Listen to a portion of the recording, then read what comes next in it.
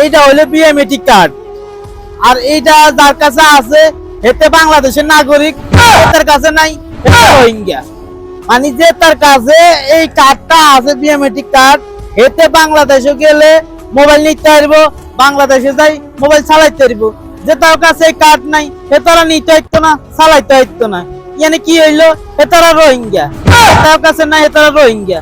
কি মানে সরকার যে নিয়ম করছে এই নিয়ম অনুযায়ী যে তার কাছে এটা আছে এটা বাংলাদেশের নাগরিক, আর যে তার কাছে নাই এতে রোহিঙ্গা।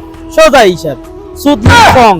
মানে প্রবাসীরা হয়েছে অতিথির মতন, বিদেশি অতিথির মতন। বিদেশি অতিথিরা যেরকম 2 মাস 3 মাসের লাই ইয়ার হরে মনে করেন চলে যায়, বিশাল মেয়াদ চলে যায় কিন, এতেও চলে যায় কিন। এতো হয় কিন্তু বাংলাদেশ এখন সিম কিনে বিদেশি অতিথি হিসেবে বিদেশি পাসপোর্ট আঙ্গ কাজ হতে হেড হওয়া নাই। আমরা মনে করেন বিদেশি অতিথির মতন 2 মাস থাকলে আমরা চালাইতে নারবেন, আর না থাকলে আমরা চলে যাবেন, ইয়ার হরে কাজ লাগবে। তাহলে কি হইলো, আমরা রোহিঙ্গার তো না খারাপ, রোহিঙ্গারও দাম আছে, বাংলাদেশে কিন্তু আঙ্গ নাই।